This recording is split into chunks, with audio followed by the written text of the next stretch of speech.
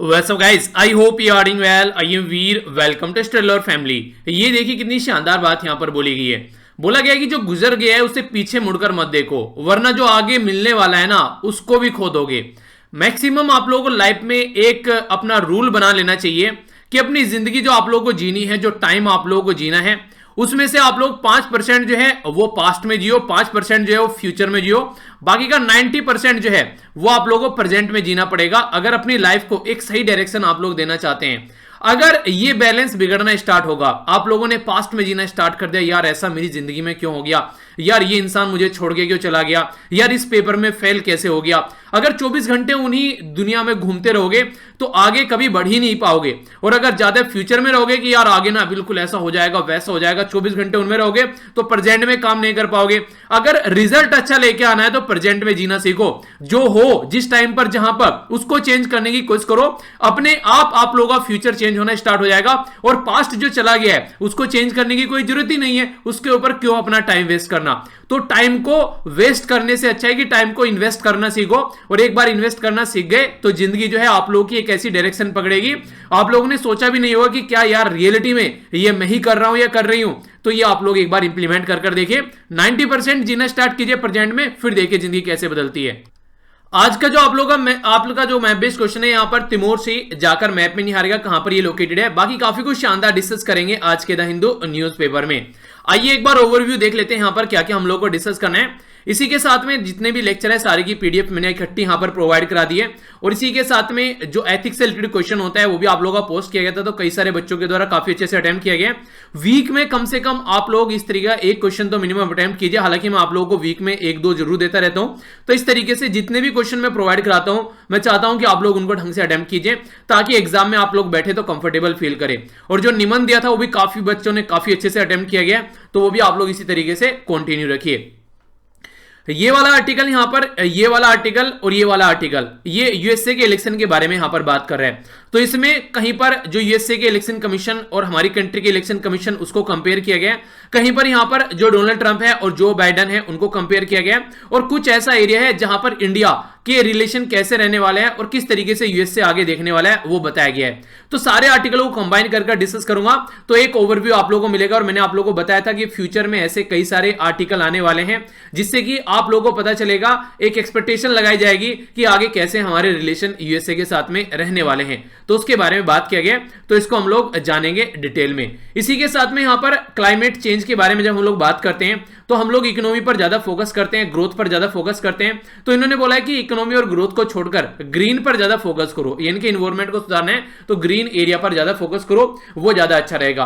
मालदीव के अंदर क्या चल रहा है आज के डेट में इंडिया को लेकर वो बताया गया है। आज की डेट में इंडिया को लेकर प्रोटेस्ट चल रहा है अपोजिशन के द्वारा मालदीव के अंदर, फिर भी हमारे जो रिलेशन है वो काफी अच्छे हैं, ये यहां पर बताया गया है। तो इंपॉर्टेंट आर्टिकल है, कई सारी बातें आप लोगों को जानने को मिलेगी। और इंडियन ओशन में एक कंट्री है ये मालदीव, जिसको मैप भी मैं आप लोगों को यहां पर दिखाऊंगा।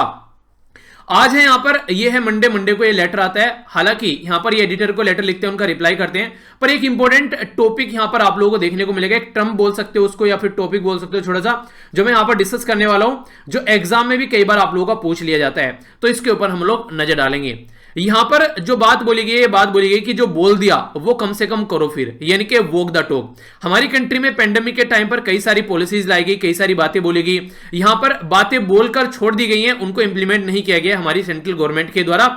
तो ये कई सारे ऐसे प्रॉमिस किए गए हैं, तो ये गलत तरीका है, तो इस तरीके से नहीं होना चाहिए। तो यही बातें सारी यहां पर समझाने की कोशिश की गई है। इतने लोगों को जॉब मिल जाएगी, इकोनॉमी को ऐसे सुधार देंगे, कई सारी बातें यहां पर की गई। इवन यहां पर हमारी कंट्री की जो फाइनेंस मिनिस्टर है उन्होंने बोला कि गॉड ऑफ एक्ट है कोरोना वायरस, यानी कि इंसानों के द्वारा बनाया गया जो कोरोना वायरस है उसको गॉड ऑफ एक्ट भी बोल दिया यहां पर, जिसकी वजह से काफी सारे लोगों ने यहां पर उनको क्रिटिसाइज भी किया। तो वो सारे मुद्दे भी हम लोग को यहां पर देखने को मिले। काफी इंटरेस्टिंग यहाँ पर ये कार्टून है और काफी अच्छे तरीके से कुछ चीजें यहाँ पर बताने की कोशिश कर रहा है। यहाँ पर लिखा है it is not about who is coming, यानी कि कौन आ रहा है ये इंपॉर्टेंट नहीं है, but about who is living, यानी कि कौन जा रहा है ये इंपॉर्टेंट है। यानी कि यहाँ पर आप लोग देखिए छोटा सा कुछ दिखाया गया है, कौन है ये पर्सनैलिटी? यानी कि ये बंदा ऐसा है कि इसका ये वाला पोर्शन देखकर ही लोग समझ जाते हैं कि कौन है।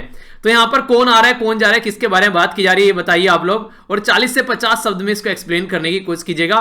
तो एक आंसर राइटिंग की ओर बढ़ता हुआ आप लोग कदम होगा, खासकर उनके लिए जिन्होंने आज तक कुछ नहीं लिखा है। देखिए, जिसको लिखने की आदत नहीं है वो पहले अपने डे का जो शेड्यूल होता है ना वो लिखने की कोशिश करे, पूरे दिन में क्या किया है। तो इस तरीके से चीजों को लिखना स्टार्ट कीजिए, फिर चीजें आगे बढ़ेंगी। और इसके ऊपर मैंने एक वीडियो भी बनाई है कि आंसर राइटिंग आप लोगों को कैसे करना है, तो डिटेल में वहां पर समझाया। इसी के साथ में कल एक वीडियो बनाई कि जो आने वाले 5 से 6 महीने हैं वो ईपीएफओ के लिए कैसे आप लोग उनको यूटिलाइज कर सकते हैं। तो ये काफी इंपॉर्टेंट एक वीडियो है जो कि आप लोगों को एक सही डायरेक्शन देगी, तो उसको भी आप लोग देखिएगा अगर आप लोग ईपीएफओ की तैयारी कर रहे हैं, जो कि 9 मई को यूपीएससी के द्वारा कंडक्ट कराया जाना है। अगर ईपीएफओ आप लोगों ने सही से क्लियर कर लिया तो ये समझिएगा कि प्रीलिम्स के लेवल की आप लोगों की तैयारी हो चुकी है, प्रीलिम्स भी आप लोग क्लियर करके ले जाएंगे।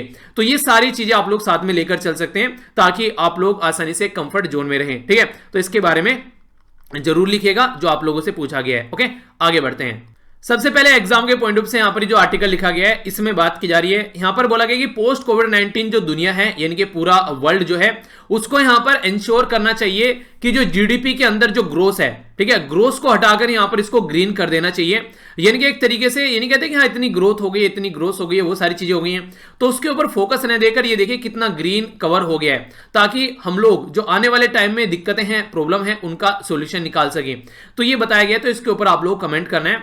यानी कि एक तरीके से आप लोग बोल सकते हैं इन्वायरमेंट वर्सेस क्या होता है डेवलपमेंट, उसको कंपेयर किया गया है। ठीक है, इन्वायरमेंट को ध्यान में रख के डेवलपमेंट करना है, तो वो एंगल आप लोगों को यहां पर इसमें ये बेसिकली लिखना है। और पोस्ट कोविड-19 यानी कि कोविड-19 के बाद में ये यहां पर संसार को अपना देखने का नजरिया चेंज करना चाहिए। आखिर ऐसा क्यों बोला गया तो हम लोग समझते हैं। सबसे पहले तो ये जो आर्टिकल लिखा गया यहां पर जयराम रमेश साहब के द्वारा लिखा गया है, जो कि ये यहां पर कांग्रेस से कनेक्टेड है। तो यहां पर गवर्नमेंट की बुराई की गई है, तो वो हमारे लिए इंपॉर्टेंट नहीं है, पर जो इंपॉर्टेंट चीजें हैं उनके ऊपर हम लोग नजर डालेंगे। अभी आप लोगों ने देखा होगा दिल्ली के अंदर अगर आप लोग एक सर्च भी कर रहे हैं चीजों को, तो यहां पर पोल्यूशन लेवल जो है वो काफी ज्यादा देखने को मिल रहा है, खासकर 400 से 500 की रेंज में यहां पर ये आ गया है, जो कि इतना बीमार कर देगा इंसान को जो हष्ट पुष्ट है कि उसको भी बीमारी के चपेट में आना पड़ जाएगा, ऐसा यहां पर देखने को मिलेगा। तो समझते हैं क्या बात की जा रही है। तो बोला जा रहा है कि जी में जो ग्रोथ है उसको हटाकर ग्रीन कर दीजिए पोस्ट कोविड-19। तो इससे क्या होगा, इससे आने वाले टाइम के आने वाले जो हमारा जो टाइम चलने वाला है कोविड-19 के बाद में, या फिर आने वाली जिस तरीके से पैटर्न देखने को मिलने वाला है उसमें भी कई सारी चीजें आप लोगों को देखने को मिलेगी। एक तो सबसे बड़ी बात जो है, अगर आप लोग देखें यहां पर कि देखिए हम लोग काफी लंबे समय तक पोज लेते हैं, और यहां पर अभी एक पोज भी दे दिया गया है कोविड-19 के द्वारा भी। तो इसके बाद में अब इकोनॉमिक ग्रोथ के बारे में हम लोग बात करेंगे। तो हम लोग बात करेंगे यहां पर कि कैसे हम लोग को फिर से रीसेट करना है, चीजों को कैसे रिकैलिब्रेट करना है, रीथिंक करना है। यानी कि एक तरीके से यहां पर एक उन्हें कहते हैं कि रिकैलिब्रेट करना, रीथिंक करना, पुनर्विचार करना या फिर पुनर्गणना करना। तो इस तरीके से चीजें हम लोग को लेकर चलनी है, यानी कि सारी चीजों को फिर से स्टार्ट करना है, ऐसा आप लोग यहां पर बोल सकते हैं। तो अब फिर से स्टार्ट करना है, तो हमारे पास में एक नई अपॉर्चुनिटी है कि हाँ फिर से उठ के चलना है। ये बिल्कुल ऐसे जैसे एग्जाम में फेल हो गए हैं, अब फिर से एक नई अपॉर्चुनिटी है कि अपनी दुनिया को हम लोग कैसे लेकर चलें आगे, अपना एक तरीके से कैसा संसार हम लोग को बनाना है। तो उसमें जो अभी पेंडेमिक की वजह से 3 E के ऊपर हम लोगों को फोकस देने की काफी ज्यादा जरूरत है। एक तो है यहाँ पर इवोल्यूशन, यानी कि एक तरीके से कैसे इवोल्व हो रही है चीजें उसको देखना है, इकोलॉजी के ऊपर फोकस देना है, और इसी के साथ में इन्वायरमेंट पर फोकस देना है। यानी कि 3 जो चीजें हैं यहाँ पर, इनको हम लोग को ध्यान देकर चलना पड़ेगा। इसी के साथ में काफी अच्छे से और फोकस हम लोग को देना पड़ेगा बायोसाइंस के ऊपर। बायोसाइंस मतलब एग्रीकल्चर के ऊपर, खेती बाड़ी कैसे लेकर चलनी है, जनता की हेल्थ कैसे रखनी है, क्योंकि कोविड-19 ने हम लोग को हमारी औकात दिखा दी कि हमारा हेल्थ का इंफ्रास्ट्रक्चर यानी कि ढांचा कैसा है, हेल्थ कैसी है हमारी कंट्री में, वो सारा यहां पर कहीं ना कहीं हम लोग को बता दिया। और ये भी बोल दिया साथ ही साथ में कि सुधर जाओ वरना आगे जो है और ज्यादा दिक्कत देखने को मिल जाएगी। तो एग्रीकल्चर के ऊपर ध्यान देना है, जिसमें हमारी कंट्री की मैक्सिमम पॉपुलेशन आज की डेट में भी एग्रीकल्चर के ऊपर डिपेंड करती है। और दूसरा हेल्थ को ध्यान देना है, और तीसरा इन्वायरमेंट को ध्यान देना है। इन्वायरमेंट अगर सही रहेगा तो हम लोग सही रहेंगे। काफी अजीब चीज मुझे यहां पर यह लगती है, मतलब हमारी पृथ्वी पर, आप लोगों को पता है हमारी पृथ्वी पर जीवन इसलिए है क्योंकि यहां पर एक अच्छा इन्वायरमेंट है। यानी कि ये जो इन्वायरमेंट है ये हमको प्रोटेक्ट करता है, ये जो इन्वायरमेंट है एक बैलेंस बनाकर रखता है, इसीलिए हम जैसे इंसान यहां पर इस धरती पर पनप पाते हैं, चाहे वो डोनाल्ड ट्रंप हो, चाहे किम जोंग उन हो, और चाहे यहां पर हमारी कंट्री हो। तो यानी कि कहने का मतलब है कि वर्ल्ड में कोई सी भी कंट्री क्यों ना हो, ये इन्वायरमेंट है इसलिए हम है। पर लेकिन सोचिए हम लोगों को इस इन्वायरमेंट को प्रोटेक्ट करने की कोशिश करनी पड़ रही है जो इन्वायरमेंट हम लोगों को प्रोटेक्ट करता है। तो यहां पर इसका मतलब यह कि इंसानों ने काफी ज्यादा त्रासदी की है जमीन पर आकर, तो अब उसको सुधारने का टाइम आ गया है और ये टाइम रहते ही चीजें सुधार लेनी चाहिए, वरना फिर पछताए क्या करे जब चिड़िया चुग गई खेत। अभी यहां पर अगर मैं आप लोगों से बात करूं, ये बिल्कुल ऐसे ही है जैसे अगर बात करें अभी 5 से 6 महीने मैंने बताया आप लोगों के लिए ईपीएफओ के लिए, अगर ये टाइम और ज्यादा कम होना स्टार्ट हो गया तो फिर आप लोगों के हाथ से ये पेपर फिसलता हुआ नजर आएगा। तो इसलिए ध्यान रखकर इसको आगे लेकर चलिए। दो साइड बोली गई सेम कॉइन की है। अगर इन्वायरमेंट अच्छा रहेगा तो हेल्थ अपने आप अच्छी रहेगी, तो दोनों को साथ में लेकर चलना पड़ेगा, यानी कि प्रीलिम्स मेंस और इंटरव्यू को साथ में लेकर चलना पड़ेगा। ऐसा नहीं कर सकते आप लोग पहले प्रीलिम्स के कर लेते हैं फिर मेंस के और जब टाइम मिलेगा तो इंटरव्यू, नहीं। आप लोगों अगर कोई भी चीज आप लोग पढ़ रहे हैं तो इसके एंगल से आप लोगों को उसको देखना पड़ेगा। इसी के साथ में अगर बात करूं इन्वायरमेंटल प्रॉब्लम के बारे में, तो यहां पर air pollution, water pollution, chemical जो कंटेमिनेशन हो रहा है आज के डेट में, आप लोगों ने देखा होगा कि जो भी आप लोग खाते हैं खासकर खेतों में किस तरीके से जो छिड़काव किए जाते हैं दवाइयों के, वो इनडायरेक्ट और डायरेक्ट वे में, चारा खा रहे हैं जानवर तो हमारे अंदर जा रहा है दूध की फॉर्म में, ठीक है। वैसे गेहूं वगैरह हम लोग खा रहे हैं तो वैसे डायरेक्ट भी जा रहा है हमारे बॉडी के अंदर में। इसी तरीके से डिफोरेस्टेशन यानी कि पेड़ पौधों को काट देना, वेस्ट जो जनरेट हो रहा है, एक्यूमुलेट हो रहा है, उसको हम लोग ढंग से टैकल नहीं कर पा रहे हैं, यानी कि बड़े बड़े पर्वत बन गए हैं आज के डेट में सिटीज में, पर लेकिन वो पहाड़ जो हैं, वो पर्वत जो हैं, वो पत्थर के नहीं है, वो कूड़े के हैं। तो इससे कैसे बाहर निकलना है? लैंड डिग्रेडेशन, आप लोगों को पता है कि आज के डेट में जो एग्रीकल्चर है, हम लोग इतने लार्ज स्केल पर वहां पर रिपीटेडली खेती करते हैं कि वो लैंड जो है पर्टिकुलर उसके अंदर जो कंपोनेंट है वो डिग्रेड हो जाता है। इसके चलते फिर हम लोग उसमें खाद डालते हैं तो बड़ी ही पॉल्यूट कर दी है हम लोगों ने लैंड भी। और एक्सेसिव यूज ऑफ पेस्टिसाइड तो मैंने आप लोगों को बता दिया, और इस पेस्टिसाइड के साथ में आप लोग एक एक्सेसिव यूज ऑफ प्लास्टिक भी यहां पर ऐड कर सकते हैं जो काफी लार्ज स्केल पर हम लोग यूज करते हैं, तो उसको भी हम लोग को समझना पड़ेगा। अगर पिछले कुछ टाइम में आप लोग देखें इनका कॉन्सिक्वेंसेस क्या देखने को मिला है, कॉन्सिक्वेंसेस ये देखने को मिला है कि मोर्बिडिटी और मोर्टेलिटी यानी कि रोगों की संख्या और मृत्यु दर जो है वो दोनों बढ़ गई है। अगर हम लोग अभी नहीं सुधरे तो फिर जो है वो इन्वायरमेंट हम लोगों को सुधार देगा, यानी कि जिंदगी जो है वो खत्म कर देगा, इस कगार पर चीजों को लेकर आएगा। तो ये संख्या अभी जो चल रही है यहां पर, कितने लोग बीमार हो गए, कितने लोग मर रहे हैं, तो आगे आने वाले टाइम में अगर आप लोगों को सुधारनी है तो यहीं से ही सुधरना स्टार्ट हो जाओ। तो ट्रेडिशनल अगर बात करें ग्रो नाउ पे लेटर, तो ये मॉडल आप लोगों को छोड़ना पड़ेगा, यानी कि पहले आप लोग डेवलपमेंट कर लो और इन्वायरमेंट को बाद में देखेंगे। तो इस मॉडल से आप लोगों को थोड़ा सा दूर रखना पड़ेगा अपने आप को, क्योंकि अगर बात करें सस्टेनेबिलिटी के बारे में तो कुछ चीजें ऐसी होती हैं जो लॉन्ग टर्म के लिए काफी गलत होती हैं। जैसे मान लीजिए आप लोगों ने एक्सरसाइज नहीं की, ठीक है, आप लोगों ने एक्सरसाइज नहीं की, आप लोगों का जो दिन है वो आप लोगों का अच्छा नहीं जाएगा, क्योंकि आप लोगों के अंदर उतनी ऑक्सीजन नहीं है जितनी ऑक्सीजन की आप लोगों को रिक्वायरमेंट होनी चाहिए। तो लॉन्ग टर्म की पारी आप लोग नहीं खेल पाएंगे। भले ही आप लोग एक्सरसाइज करके उसमें अपने 40 से 45 मिनट या फिर आधा घंटा आप लोग उसको लगे, कई सारे बच्चे बोलते हैं सर टाइम वेस्ट हो जाता है, भले ही आप लोगों को लगे वो टाइम वेस्ट हो रहा है, पर लेकिन उस टाइम से जो आने वाले आप लोगों का पूरा दिन है वो बनने वाला है, तो इसलिए उसको टाइम वेस्ट मत बोलो। तो नॉट ओनली अनसस्टेनेबल है, बल्कि अगर आप लोग ग्रो नाउ और पे लेटर की बात करते हैं तो मीडियम टू लॉन्ग टर्म आप लोगों को ये अनसस्टेनेबल नजर आएगा, यानी कि आने वाली जनरेशन को भी इसका खामियाजा भुगतना पड़ेगा अगर ऐसी हरकतें हम लोग करें। और इसी के साथ में पब्लिक हेल्थ के लिए शॉर्ट टर्म के लिए बहुत ज्यादा खतरनाक भी होगा, तो इसके ऊपर भी आप लोगों को ध्यान देकर चलना पड़ेगा। ऐसा नहीं है कि ध्यान नहीं दिया, कई सारी कंट्रीज के द्वारा यहां पर ध्यान भी दिया गया है, कई सारे एरिया के द्वारा ध्यान दिया गया है, हम लोग कहां ध्यान देंगे वो देखना पड़ेगा। जैसे सितंबर 2018 की बात करें तो अमेरिका के जो स्टेट है कैलिफोर्निया, उसके द्वारा बोला गया यहां पर कि वर्ल्ड का 5th लार्जेस्ट इकोनॉमी है इटसेल्फ, अगर देखा जाए तो उसके द्वारा बोला गया कि कार्बन न्यूट्रलिटी करेगा यहां पर ये 2045 तक। कार्बन न्यूट्रलिटी का मतलब क्या होता है पहले ये समझिए आप लोग। ये टर्म मैंने आप लोगों को फर्स्ट स्लाइड में यहां पर दी थी। कार्बन न्यूट्रलिटी का मतलब होता है कि जितना आप लोग बेगारी खिंडा रहे हैं, बखेर रहे हैं, उतना ही आप लोगों को साफ करना है। कहने का मतलब क्या है? कहने का मतलब ये जितना पोल्यूशन आप लोग यहां पर कर रहे हैं, कार्बन एमिशन कर रहे हैं, अपना आप लोग कोयला जला रहे हैं, आप लोग एक तरीके से जो गाड़ी जो व्हीकल आप लोग चला रहे हैं, पेट्रोल डीजल फूंक रहे हैं, तो उतना ही ज्यादा आप लोग कार्बन सिंक भी यहां पर करना है। यानी कि कुछ ऐसा सिस्टम आप लोग को इंप्लीमेंट करना है कि वो एब्जॉर्ब भी हो जाए, यानी कि जितनी बेगारी आप लोग फैला रहे हैं उतनी ही समेटनी भी आप लोगों को पड़ेगी अगर इसको आगे घटाना चाहते हैं तो, वरना नहीं घटेगी। बिल्कुल ऐसे जैसे अच्छी हेल्थ अगर आप लोग रखना चाहते हैं तो जितनी कैलोरी इनटेक आप लोग ले रहे हैं तो उतनी ही कैलोरी आप लोगों को बर्न भी करनी है, यानी कि खाना खाना नहीं है भैया, एक्सरसाइज भी करनी है अगर अपनी हेल्थ अच्छी रखनी है तो। अगर दिसंबर 2019 की बात करें तो यूरोपियन यूनियन ने बोला भैया कैलिफोर्निया ने बड़ी अच्छी बात बोली है, तो कैलिफोर्निया के पैटर्न पर हम भी चलेंगे। अच्छा, कैलिफोर्निया जो है, अगर आप लोग यूएसए का मैप देखिए, जैसे मान लीजिए आप लोगों ने यूएसए का मैप देखा यहां पर, तो कैलिफोर्निया कहां पर है? यहां पर, ये यहां पर इस साइड में है, यानी कि ईस्ट साइड में है या फिर वेस्ट साइड में है? कहां पर है कैलिफोर्निया? क्या आप लोगों को याद है? ना तो मैप जाकर देखिएगा, मैप बेस्ड क्वेश्चन हो गया आप लोगों का, ठीक है। बात करें सितंबर के महीने में चाइना के द्वारा भी बोल दिया गया और पूरे वर्ल्ड को बोली कहते हैं भौचक्का कर दिया। कैसे? चाइना ने बोला कि अब हम भी कुछ ऐसे ही करेंगे, 2060 तक कार्बन न्यूट्रलिटी हम लोगों को करनी है। जापान और साउथ कोरिया ने तो कुछ दिनों पहले ही बोल दिया कि भैया हम भी 2050 तक इंप्लीमेंट करेंगे, जैसे यूरोपियन यूनियन ने बोला है 2050 तक इंप्लीमेंट करेंगे। तो यहां पर सबने अपना अपना कसम खा ली कि भैया ये काम हम लोग करेंगे। पर लेकिन हम कहां हैं भैया? जग जाओ प्यारे मोहन, हम लोग सो रहे हैं, यानी कि इंडिया जो है अब तक सो रहा है। तो इंडिया को भी यहां पर इसके बारे में कुछ सोचना चाहिए सीरियसली। अब कोई ना कोई एम्बिशंस प्लान बनाकर यहां पर लेना आना चाहिए, पब्लिक हेल्थ को ध्यान में रखते हुए कि उसके कॉन्सिक्वेंसेस क्या क्या रहने वाले हैं। पेरिस क्लाइमेट एग्रीमेंट की कॉन्फ्रेंस में हालांकि हमने बोला था कि 40% के करीब हम लोग कमिटमेंट करेंगे नॉन फॉसिल फ्यूल, यानी कि जो भी आप लोग कोयला वगैरह यूज करते हैं उससे एनर्जी जनरेट करना बंद करेंगे। यानी कि 40% जो हम लोग यहां पर एनर्जी जनरेट करेंगे वो हम लोग रिन्यूएबल एनर्जी, यानी कि सोलर एनर्जी जो हो गया, विंड एनर्जी जो हो गया हवा से, और जो धूप से एनर्जी बनाते हैं वो काम करेंगे 2030 तक। ये अच्छी बात है, इसको हम लोग अचीव कर लेंगे। पर लेकिन इसको अचीव करने से काम नहीं चलेगा, कुछ और भी हम लोग को अच्छा यहां पर करना पड़ेगा।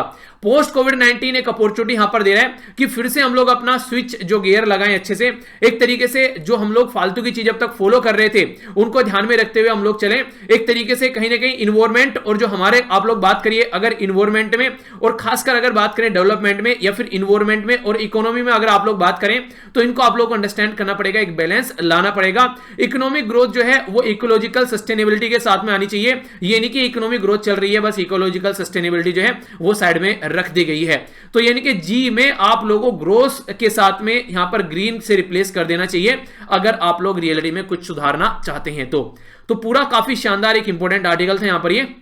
अब क्वेश्चन का आंसर आप लोग दीजिएगा। एक और इंटरेस्टिंग फैक्ट आप लोगों को बता दूं, ये इसका मतलब ये नहीं कि जो मैंने आप लोगों को आर्टिकल में पढ़ाया बस उसी को देखकर आप लोग क्वेश्चन लिखना है। इसका मतलब ये है कि आप लोगों के सामने क्वेश्चन है तो जो भी आप लोगों के पास में अच्छी नॉलेज है उसको आप लोग 200 से 250 शब्द में समेट सकते हैं, उस तरीके से आप लोगों को इसको लिखना है, ठीक है। तो ये आप लोग अटेम्प्ट कीजिएगा और कोई भी मां के पेट से सीख के नहीं आता है, अभी स्टार्ट कीजिए, आगे आप लोग इसको अच्छे से समझने लगेंगे और लिखने भी लगेंगे, ठीक है। नेक्स्ट आर्टिकल जो है यहां पर ये बात कर रहा है मोहम्मद सोलिह, यानी कि एक तरीके से सोली, जो मोहम्मद सोलिह है यहां पर, यानी कि इब्राहिम मोहम्मद सोलिह जो है ये मालदीव के प्रेसिडेंट है। ये अपनी प्यारी कंट्री हो गई। यहां से थोड़ा सा नीचे आएंगे इंडियन ओशन में तो आप लोगों को मालदीव नजर आएगा। मालदीव की कैपिटल हो गई माले और यहां पर पड़ोसी देश हो गया श्रीलंका और ये हो गया इंडियन ओशन के अंदर कंट्री। तो इंडियन ओशन के अंदर जो भी कंट्री है उसके साथ में हमारे संबंध जो है, रिलेशन जो है वो अच्छे रहने चाहिए। तो यहां पर मालदीव जो है वो प्रूफ करता है कि हमारे रिलेशन जो है वो काफी अच्छे हैं आज की डेट में जो गवर्नमेंट की हम लोग बात करते हैं। चलिए थोड़ा सा आप लोगों को बैकग्राउंड से लेकर चलता हूं। यहां पर आप लोगों के सामने देखने को मिल रहे हैं मोहम्मद नसीद। ये जो मोहम्मद नसीद हुआ करते थे ये काफी इंपॉर्टेंट थे हमारी कंट्री के लिए और काफी ज्यादा फेवर करते थे हमारी कंट्री का, और हमारे और इनके रिलेशन जो थे वो काफी अच्छे थे। इंडिया में ही इनके द्वारा स्टडी की गई थी, पर लेकिन ये हार गए। इसके बाद में आ गए अब्दुल्ला यमीन। अब्दुल्ला जो यमीन आए ये काफी खतरनाक पर्सनैलिटी है यहाँ पर। जैसा इनका थोपड़ा है, उन्हीं कहते हैं आपका थोपड़ा और मिसिस चोपड़ा सेम सेम, तो यही है यहाँ पर आप लोगों को देखने को मिलेगा। ये जो इंसान है ये चाइना की गोद में बैठा रहता है 24 घंटे, इवन अपोजिशन में बैठकर भी नारे लगा रहा है कि इंडिया को यहां से बाहर निकालो। इवन जेल में पड़ा हुआ भी वहां से कैंपेन चला रहा है, यानी कि इंडिया के लिए ये काफी खतरनाक है। अब तक ये पावर में था पर लेकिन अब यहां पर जो पावर में आ गए फिलहाल प्रेजेंट में ये है इब्राहिम एम सोलिह। तो ये प्रेजेंट प्रेसिडेंट है, तो ये काफी इंपॉर्टेंट पर्सनैलिटी है। इंडिया के पॉइंट ऑफ व्यू से इंडिया को सपोर्ट करते हैं, पर लेकिन इंडिया के खिलाफ कैंपेन चलाए जा रहे हैं, तो इसलिए यहां पर ये न्यूज में है आर्टिकल, इसको समझ लेते हैं। बोला जाए कि स्ट्रेटेजिक कंफर्ट है विद मालदीव, मालदीव के साथ में हमारा स्ट्रेटेजिक कंफर्ट है डिस्पाइट, यानी कि हमारे लिए यहां पर प्रोटेस्ट चल रहा है कि इंडिया आउट, यानी कि इंडिया को बाहर निकालो, ये प्रोटेस्ट चल रहा है। फिर भी सोलिह गवर्नमेंट जो है वो हमारी कंट्री की इंडिया फर्स्ट पॉलिसी में बिल्कुल फिट बैठता है। ऐसा कैसे हो रहा है? ऐसा ऐसे हो रहा है कि हमारी कंट्री में जो इंडिया नेबर फर्स्ट पॉलिसी है उसमें पड़ोसियों के ऊपर ध्यान देने की बात की गई है। तो अब हम लोग बोलते हैं भैया मोहम्मद सोलिह हमारे साथ में रिलेशन कैसे रखने हैं, तो सोलिह बोलता है कि यार रिलेशन आपके साथ में अच्छे रखने, क्योंकि सबसे प्यारा सबसे पड़ोसी देश अच्छा सा हमारा जो हर टाइम हेल्प करता है वो आप ही हो। इसी के चलते हमारी कंट्री के जो फॉरेन सेक्रेटरी हैं हर्षवर्धन श्रृंगला, उनको बोला यार घूम के आओ जरा मालदीव में, देखते हैं क्या क्या चल रहा है। तो मालदीव में ये विजिट करने गए, बायलैटरल जो रिलेशन है इनके दोनों कंट्री के जो रिलेशन है उनको और अच्छे लेवल पर पहुंचाने की बात की जा रही है। मालदीव के जो प्रेसिडेंट है इब्राहिम सोलिह, जिसके बारे में मैंने भी आप लोगों को बताया, ये बायलैटरल कोऑपरेशन काफी अच्छे से इंडिया के साथ में लेकर चल रहे हैं और ये एक ऐसा मॉडल बन गया है। अगर आप लोगों को याद हो 2014 के जब इलेक्शन हमारी कंट्री में चल रहे थे तो गुजरात मॉडल सामने रखा गया था। गुजरात मॉडल सामने रखा गया कि मोदी जी जो है पूरी कंट्री को गुजरात जैसा बना देंगे। तो वो तो अलग बात है बनी कि नहीं बनी, पर लेकिन यहां पर ये मॉडल ऐसा तैयार हो गया है आज की डेट में मालदीव को लेकर कि मालदीव जो है वो आज की डेट में हमारी कंट्री के लिए ऐसा मॉडल बन गया कि दूसरी कंट्री के साथ में हम लोग ऐसे रिलेशन बना सकते हैं। यानी कि मालदीव के साथ में हमारे रिलेशन जो है वो उदाहरण देने लायक है आज की डेट में, ऐसा आप लोग बोल सकते हैं इसे। प्राइम मिनिस्टर जो नरेंद्र मोदी है, नेबर फर्स्ट जो पॉलिसी है उनकी, नेबरहुड फर्स्ट, उसमें एक तरीके से कहीं ना कहीं मालदीव जो है काफी अच्छे तरीके से सस्टेन्ड सक्सेस यहां पर आप लोगों को देखने को मिल रहा है, यानी काफी अच्छे से फिट हो गया हमारी इस पॉलिसी में। मालदीव के कई सारे स्टूडेंट हमारी कंट्री में एजुकेशन ले रहे हैं, इवन ऑनलाइन एजुकेशन भी चल रही है उनके लिए, तो ये काफी अच्छी बात बोल सकते हैं। कई सारे जो मरीज हैं, पेशेंट हैं, वो हमारी कंट्री में आते हैं हेल्थ केयर फैसिलिटी लेने के लिए, तो उनके लिए हम लोग वीजा फ्री रिजीम यहां पर रखते हैं जो कि इंडिया के द्वारा एक्सटेंड किया गया है। यानी कोई दिक्कत नहीं है, बस आप लोग आइए और इलाज कराकर जाइए। मालदीव काफी ज्यादा इंपॉर्टेंट कंट्री है टूरिज्म के पॉइंट ऑफ से। आप लोगों ने देखा होगा जिनकी शादी हो जाती है हनीमून बनाने के लिए मालदीव को काफी ज्यादा प्रेफर किया जाता है। इसी के साथ में आप लोग देखिएगा हमारी कंट्री काफी सारे लोग जो हैं घूमने के लिए भी जो टूरिस्ट डेस्टिनेशन के तौर पर मालदीव काफी इंपॉर्टेंट है, और मालदीव के अंदर जो टूरिज्म है वो उनकी इकोनॉमी में काफी बड़ा रोल प्ले करता है। तो इस तरीके से अगर देखें हम उनके लिए ग्राहक भी हैं अगर उनके टूरिज्म इंडस्ट्री के लिए हम लोग बात करते हैं। तो मेजोरिटी जो टूरिस्ट है वहां पर इंडियन आप लोगों को देखने को मिलेंगे, और कई सारे तो वहां पर जॉब की खोज में भी जाते हैं, इनके जॉब भी वहां पर मिलती है उनको। जिस तरीके से वहां पर अलग अलग इंडस्ट्री डेवलप हो रही है इंडिया की सपोर्ट से, तो कई सारे इंडियन को वहां पर रखा भी जाता है ताकि वो समझ सके। मान लीजिए कोई इंडियन वहां पर घूमने गया, अगर होटल है वहां पर कोई, उस होटल में कोई इंडियन है तो समझ पाएगा कि इंडियन को कैसे ट्रीट करना है। तो इसलिए वहां पर होटल इंडस्ट्री जो है वो इंडियन को भी वहां पर जॉब पर रखती है। तो ये इस तरीके से आप लोग अंडरस्टैंड कर सकते हैं। जियोग्राफिकल अगर लिमिटेशन की आप लोग बात करें तो मालदीव जो है इंडिया के साथ में काफी अच्छे से कई सारी फैसिलिटी यहां पर इंडिया से लेता है, और इंडिया कई सारी इसेंशियल कमोडिटी यहां पर जिनके ऊपर कई सारी कंट्री को हम लोग टैक्स लगाते हैं तो इनके ऊपर कोई टैक्स नहीं रहता है। मालदीव को बोलते हैं ले लो मजा जिंदगी का, हम लोग आपको नहीं रोकेंगे, यानी कि एक तरीके से सपोर्ट करते हैं। अगर बात करें पिछले डिकेड में, यानी कि पिछले दशक में, पिछले 10 सालों में लगभग, तो इंडिया के द्वारा कई सारी हेल्प प्रोवाइड कराई गई मालदीव को। इसमें से कुछ हेल्प बताता हूं, यह है 1988 की, यानी कि 1988 की हमारी कंट्री के द्वारा जब प्रेसिडेंट यहां पर थे ये ममून अब्दुल यमून, ठीक है। तो यहां पर ये जो प्रेसिडेंट थे यहां पर मतलब कि ममून अब्दुल गयून जो यहां पर प्रेसिडेंट थे, उनको तख्ता पलटने की कोशिश की गई थी। तो हमारी कंट्री ने यहां पर हेल्प प्रोवाइड कराई ऑपरेशन कैक्टस। तो याद रखिएगा ऑपरेशन कैक्टस जो है ये आप लोगों से डायरेक्ट कई बार पूछा भी जा चुका है एग्जाम में कि किस कंट्री की हेल्प की थी हम लोगों ने ऑपरेशन कैक्टस के थ्रू। तो ऑपरेशन कैक्टस के थ्रू हम लोगों ने मालदीव की हेल्प की थी, जहां पर एक तरीके से अटेम्प्ट किया गया था इनकी गवर्नमेंट को पलटने का। 2004 में जब सुनामी आई यहां पर इंडियन ओशियन के अंदर में, तो उस टाइम पर हमारी कंट्री के द्वारा काफी अच्छी हेल्प प्रोवाइड कराई गई, काफी अच्छे से मालदीव को यहां पर असिस्टेंस प्रोवाइड कराया गया। इवन अभी कोविड-19 यानी कि जब कोरोना वायरस चल रहा है तब भी इंडिया के द्वारा लगभग 250 मिलियन का क्विक एड प्रोवाइड यहां पर कराया गया। तो ये सारी चीजें हम लोगों ने किसके लिए की? ये सारी चीजें हम लोगों ने मालदीव के लिए की, यानी कि मालदीव हमारे लिए काफी इंपॉर्टेंट है इंडियन ओशियन के अंदर, इसलिए हम लोग काफी अच्छे से उसके साथ में अच्छे से रिलेशन बनाकर रखते हैं।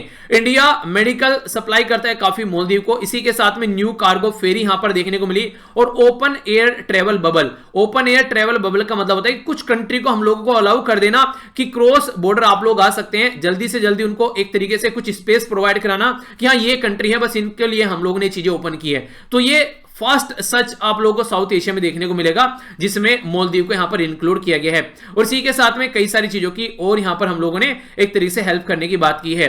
अब्दुल यमीन जो है, यानी कि जो पहले प्रेसिडेंट है जो यहां से निकलकर अभी जेल में पड़े हुए हैं, ये यहां पर इन सब चीजों से खुश नहीं है, क्योंकि इसकी वजह से मालदीव में डेवलपमेंट हो रहा है, और इससे जनता अगर खुश है तो कहीं ना कहीं यहां पर आने वाले टाइम में भी फिर से जो मोहम्मद सोलिद है उनकी गवर्नमेंट बनती हुई नजर आएगी।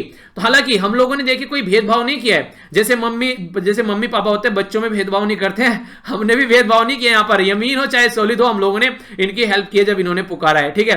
यानी कि वाटर क्राइसिस में भी हम लोगों ने हेल्प की उस टाइम पर, यमीन यहां पर प्रेसिडेंट थे। तो ह्यूमैनिटेरियन जब बेसिस पर हम लोगों ने इनकी हेल्प की, यानी कि हमने अपने रिलेशन उस टाइम पर भी पूरे निभाए हैं जब यमीन थे, पर यमीन जो है वो कमीन बन गए हैं, ठीक है, ऐसा आप लोग बोल सकते हैं।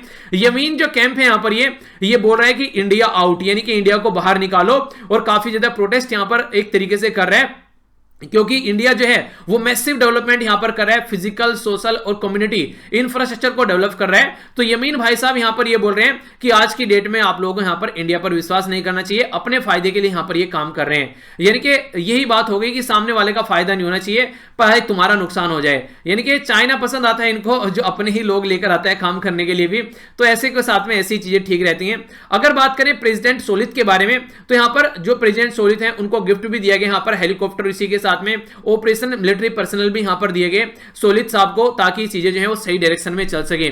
मालदीव के अंदर प्रोटेस्ट जो चल रहा है, ये यहां पर एक तो सबसे बड़ी डिमांड ये है कि यमीन जो है उनको जेल से निकाला जाए, क्योंकि उनको 5 साल का इंप्रिजनमेंट दिया गया था मनी लॉन्ड्रिंग के केस में, ठीक है, जो इसके चलते यहां पर ये अभी चीजें चल रही हैं। इसी के साथ में सोलित एडमिनिस्ट्रेशन जो है, ये बोला जा रहा है, उनके ऊपर आरोप लगाया जा रहा है कि ये पूरा नेशनल जो है, पूरी कंट्री जो है वो बेच देंगे इंडिया को, अगर ऐसी चीजें चलती रही। यानी कि इंडिया के हाथों चीजें, एक तरीके से इंडिया को चीजें बेच रहे हैं ये, ऐसा बोला जा रहा है यहां पर यमीन के द्वारा, यानी कि एक तरीके से जनता को उकसाने की कोशिश की जा रही है। तो ये काफी इंपॉर्टेंट एक मुद्दा यहां पर आप लोग बोल सकते हैं, जिसमें इंडिया आउट के नाम से प्रोटेस्ट चल रहा है। अगर बात करें जियो स्ट्रेटेजिक कोऑपरेशन के बारे में, तो इस चीज में काफी कंसर्न आप लोगों को देखने को मिलेंगे अगर किसी कंट्री में इस तरीके से पर्टिकुलर कंट्री को लेकर ऐसी हरकतें यहां पर चल रही है। तो इसलिए हमारे फॉरेन सेक्रेटरी जो हर्षवर्धन श्रृंगला है, ये देखते हैं कैसे तरीके से चीजों को यहां पर नॉर्मल कर पाते हैं, और हमारे और मालदीव के जो रिलेशन है वहां पर किस तरीके से हम लोग सही डायरेक्शन में लेकर चलते हैं। तो ये बातें यहां पर बताने की कोशिश की गई है।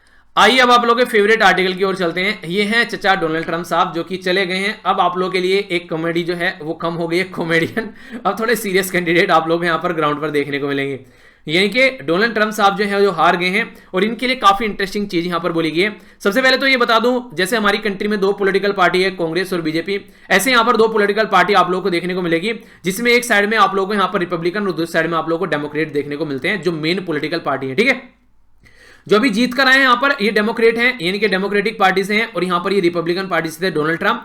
तो जो रिपब्लिकन पार्टी के डोनाल्ड ट्रंप थे, वो ऐसे फर्स्ट प्रेसिडेंट है 1992 के बाद में, जिनको अपनी फर्स्ट टर्म कंप्लीट करने के बाद ही हार देखनी पड़ी। यानी कि यूएसए में नॉर्मली ऐसा रहता है, जो एक बार प्रेसिडेंट बन के आ जाता है वो कम से कम 2 टर्म पूरी करके जाता है, और यूएसए में कोई पर्सन 2 बार ओनली प्रेसिडेंट बन सकता है। यूएसए में 4 साल में इलेक्शन होते हैं, जैसे हमारे यहां पर 2014 से 2019 में हुए, और 2019 से 2024 में, यूएसए में 2016 से 2020 में हुए, और 2020 से 2024 में होंगे।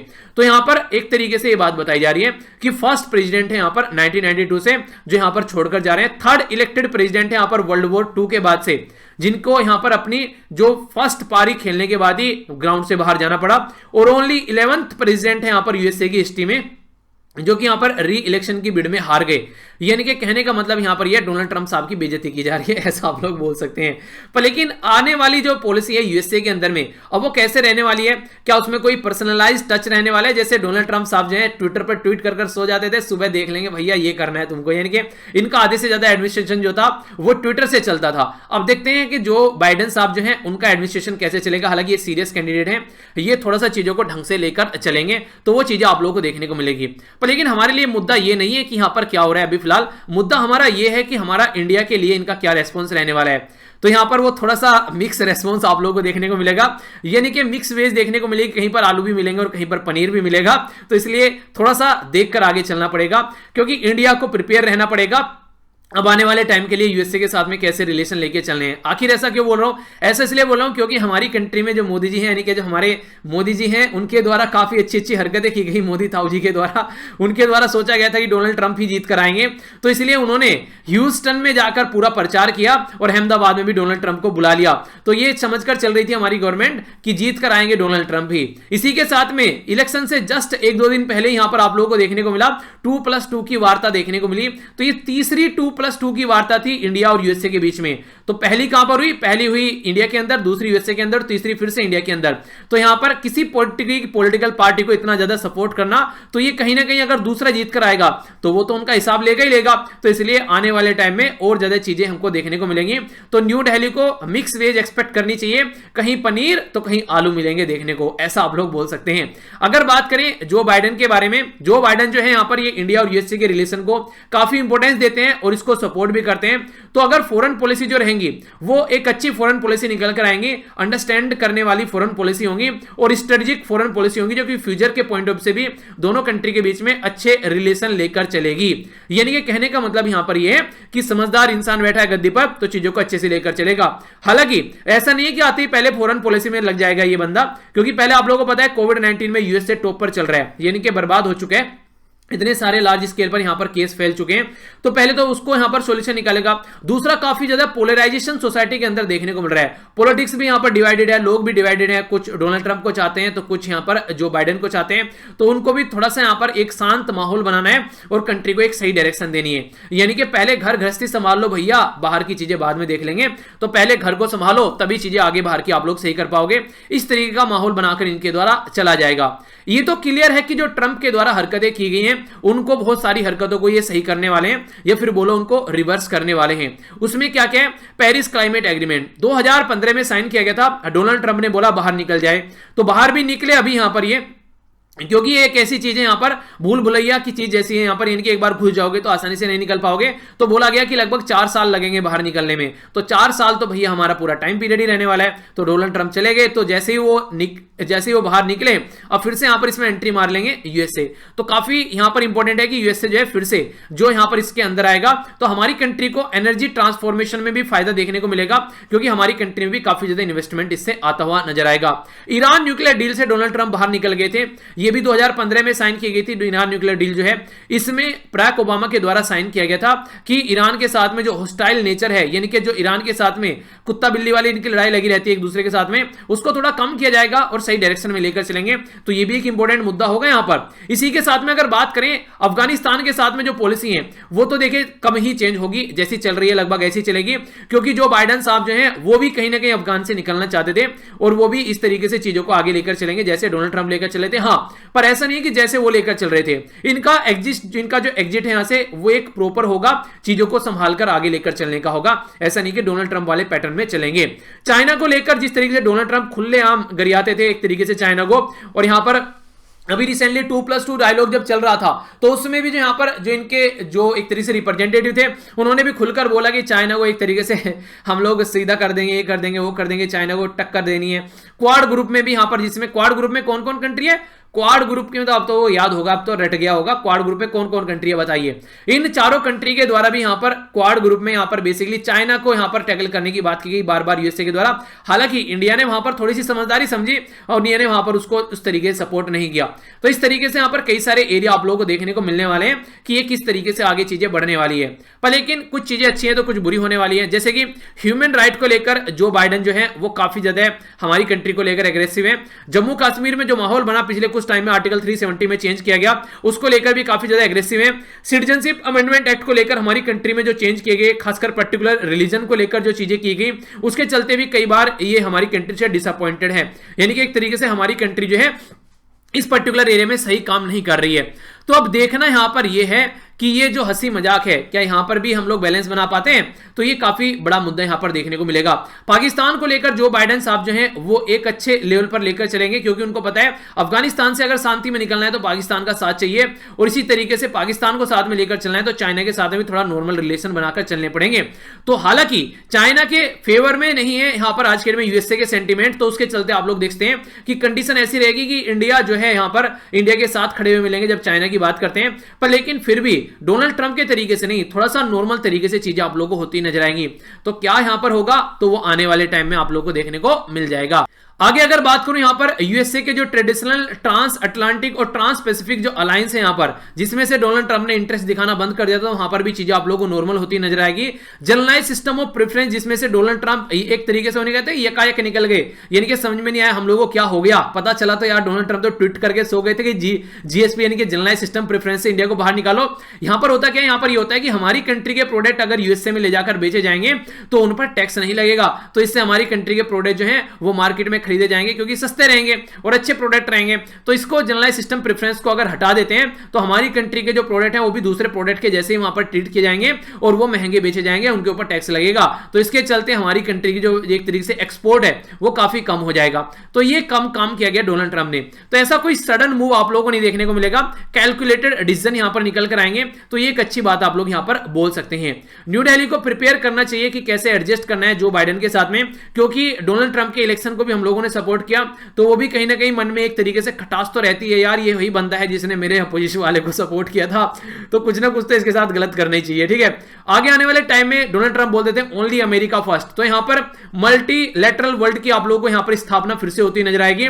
डब्ल्यूएचओ से बाहर निकल गए तो देखते हैं कि यहां पर जो बाइडेन साहब जो है डब्ल्यूएचओ को कैसे लेकर चलते हैं।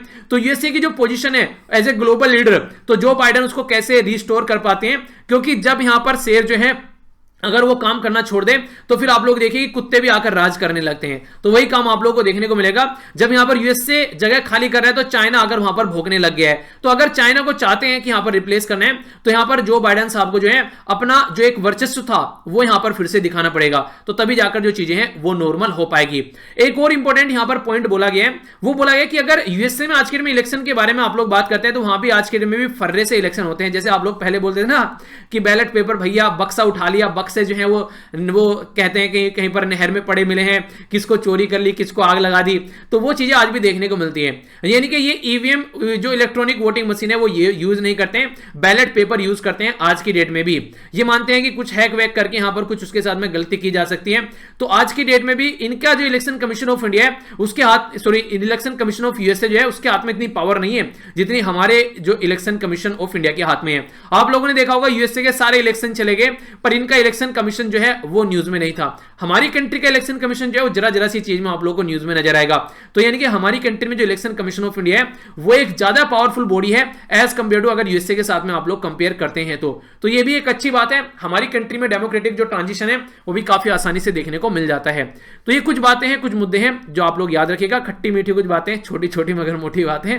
तो आइए अब आगे चलते हैं नेक्स्ट आर्टिकल की ओर। नेक्स्ट आर्टिकल हालांकि हमारे लिए इतना इंपॉर्टेंट नहीं है पर लेकिन फिर भी यहां पर ये कुछ बातें हैं जो आप लोग याद रखिएगा। कुछ इंपॉर्टेंट बातें मैंने यहां से निकाली हैं तो उनको हम लोग समझते हैं। अभी आप लोगों ने देखने को मिला अर्णब गोस्वामी को पकड़ लिया गया। जो अर्णब गोस्वामी को पकड़ा गया तो सारे के सारे जो जर्नलिस्ट हैं वो कहीं ना कहीं साथ में आकर खड़े हुए। ठीक है, तो यहां पर ये कंडीशन ऐसी देखने को मिली कि अर्णब गोस्वामी को पकड़ते ही जर्नलिस्ट की जो गवर्नमेंट है वो महाराष्ट्र गवर्नमेंट, जर्नलिस्ट की जो पार्टी है एक तरीके से जो सब इकट्ठे हुए वो महाराष्ट्र गवर्नमेंट के अपोजिट में जाके खड़े हो गए। ठीक है, तो यहां पर चीजें जो है वो फैक्ट के बेस पर नहीं चलती हैं, यहां पर चीजें जो है वो इमोशन के बेस पर चलती हैं। इसी के लिए एक वर्ड यूज कहता है post truth. Post truth word जो है इसको समझिए आप लोग। ऑक्सफोर्ड डिक्शनरी के द्वारा इस वर्ड को 2016 में ये वर्ड ऑफ द ईयर का खिताब दिया गया था।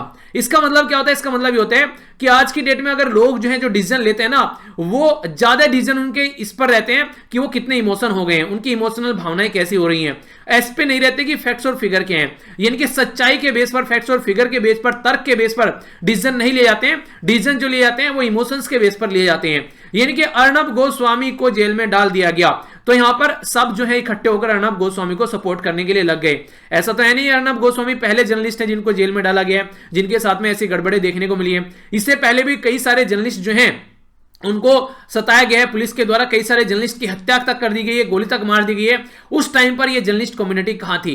तो ये इतना ज्यादा इमोशनल जो फूट कर सामने निकल कर आया ये अर्णब गोस्वामी के लिए ही क्यों निकल कर आया है? तो ये थोड़ा सा हम लोग को समझना पड़ेगा इसको। ये गलत तरीका है इस तरीके से जर्नलिज्म को प्रेजेंट करने का।